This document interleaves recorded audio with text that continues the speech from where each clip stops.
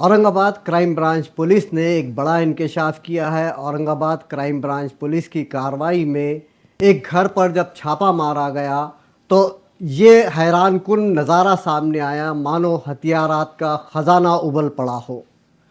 जी हाँ, औरंगाबाद के मिटमिटा इलाके में क्राइम ब्रांच पुलिस ने पुलिस कमिश्नर प्रवीण पवार की क़यादत में ये कार्रवाई की। इसमें पुलिस के कई यूनिट शामिल थे। रात भर चली इस कार्रवाई में हथियारात का एक ख़जाना सामने आया है। जब वो नज़ारा देखा गया, लोग और पुलिस भी हैरान थी कि ये इतना सब कुछ यहाँ कैसे छुपाया गया था।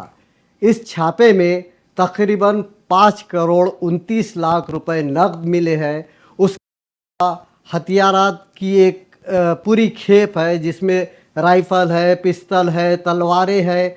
इतना ही नहीं, शराब भी इसमें मिली है, जो यानी कि कहा जाता है कि ये फ़ॉरेन की और कीमती शराब है। ये सब कुछ उस शख्स के पास से मिला है, उस शख्स की प्रॉपर्टी से मिला है, जिसे औरंगाबाद के लोग बाबा फर्जुन के नाम से जानते हैं। जी हाँ, मिटमिटा में वाक़े बाबा फर्जुन के एक पुराने मकान से ये सब कुछ बरामद हुआ है। वहाँ पर एक खातून भी मिली है जिसका नाम शीला बताया जाता है। पुलिस ने उस सिलसिले में कुछ ज़्यादा नहीं बताया, लेकिन ये हथियारों का ज़ख़ीरा अपने आप में इस बात की गवाही दे रहा है कि बाबा फर्जुन का रिकॉर्ड कैसा रहा। आपको बता दें कि बाबा फर्जुन 80 की दहाई में क्रिमिनल रिकॉर्ड रखता था। वाइट कॉलर क्रिमिनल के तौर पर जाना जाता था। उसकी फ़िरका परस्ती की भी पहचान थी, यानी फ़िरका वाराना शनाख्त थी। आज लेकिन तकरीबन 50 साल के बाद बाबा फर्जुन का असली चेहरा नज़र आ रहा है। बताया जाता है कि बाबा फर्जुन जो है तो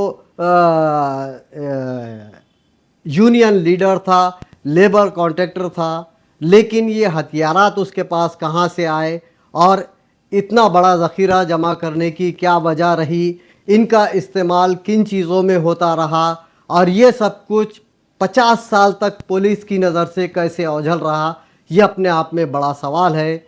लेकिन चूँकि अब मामला सामने आ चुका है, पुलिस ने हथियारात और नक़द रकम, इवन सोना और चांदी भी इसमें मिला है। इसकी सारी तफसील क्राइम ब्रांच के ऑफिसर ने बताई, आप भी सुनिए।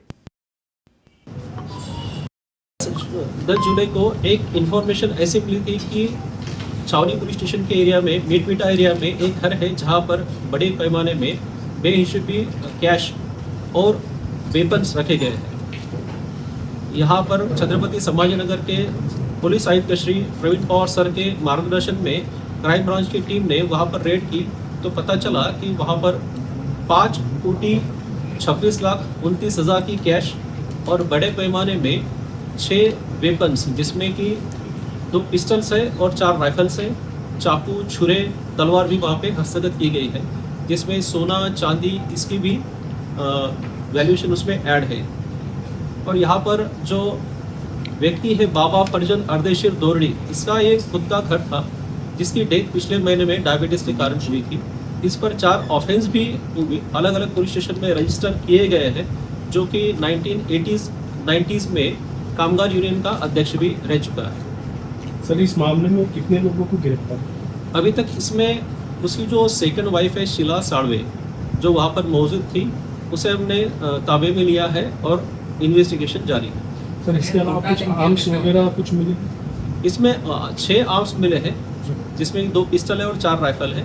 उसमें से 4 वेपन्स के लाइसेंस हमें प्राप्त हुए हैं, बाकी जो वेपन्स है उसका इन्वेस्टिगेशन चालू है। क्या उसका पहले भी इस्तेमाल हुआ है सर? कोई जो वेपन्स है उसका इस्तेमाल हुआ है या नहीं है वो इन्वेस्टिगेशन का पार्ट है। वेपन्स अभी जो 4 है वो लाइसेंस होने की वजह से, और जो बिना लाइसेंस वाले हैं उसका भी इन्वेस्टिगेशन कर रहे हैं। कारतूस कितने मिले सर? इसमें कारतूस है 6,350 कारतूस मिले। सर, जहाँ तक बाबा फर्जुन के ताल्लुक से जाना जाता है, एक मामले में तो लोटा दाराजा इलाके में रोहेला गली में उन पे फायरिंग का भी केस है। तो ये हमारा जो रिकॉर्ड है उसके मुताबिक उनके ऊपर राइट्स 307, बाद में 363 यानी अपहरण जैसे 4 गुने दाखिल हैं। सर इतनी तल- ताखीर क्यों हुई ये सारी चीजें सामने आई? पार्डन इतना देरी क्यों हुई ये सारी चीजें सामने ये आई? ये अभी गोपनीय सूत्रों से अभी जानकारी मिली थी।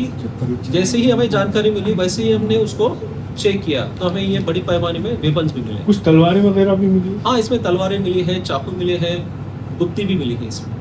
सर यामध्ये मोठ्या प्रमाणावरती रक्कम आहे पण त्याच्या नोटांचं विवरण काय आहे ते तुम्हाला खूप वेळ मोजण्यासाठी लागलं असं पण आहे हो, हिंदी में. एकदम बरोबर आहे. ह्याचे कॅश आहे, याच्यामध्ये 10 रुपये, 20 रुपये, 50 रुपये, 100 रुपये आणि 200 रुपयांचे बंडल होती.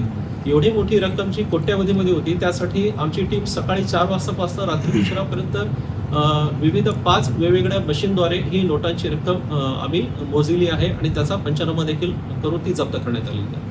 सर नोटों का जिस तरीके से विवरण था वो कितने कितने की नोट थी और आपको गिनने में कितना समय लगा उसके लिए और कई कई सहायता से गिनी गई? इसमें जो नोट्स थी वो 10 रुपये, 20 रुपये, 50 रुपये, 100 रुपये और 200 रुपये की नोट्स थी, इसके बंडल थे.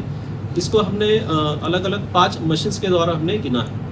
तर 90च्या दशकातलं हे सगळं आहे. इतक्या वर्षापासून इतक्या दिवसात पोलिसांना ही गोष्ट कळाली नाही का की इतक्या मोठ्या प्रमाणात शस्त्रसाठा आहे, बंदूक आहेत, पैसे गुन्हे शाखेच्या अधिकाऱ्यांना गोपनीयरित्या जी माहिती मिळाली त्या गोपनीयरित्या माहितीचं तात्काळ त्या ठिकाणी रेड करून ही आपल्याला सर्व शस्त्र आणि रक्कम मिळालेली आहे. याच्यामध्ये कुठेही उशीर झालेला नाही. जशी माहिती मिळाली त्याप्रमाणे रेड करण्यात आलेली आहे. अभी तो सर सिर्फ एक ही जगह का पता चला है और इसका इस्तेमाल किस लिए किया जा रहा है? हवाला के थ्रू या ड्रग्स गांजा के लिए भी किया जाता था? इसके बारे में आप क्या? हाँ, अभी तो इन्वेस्टिगेशन जारी है. कल ही ऑफेंस रजिस्टर किया गया है.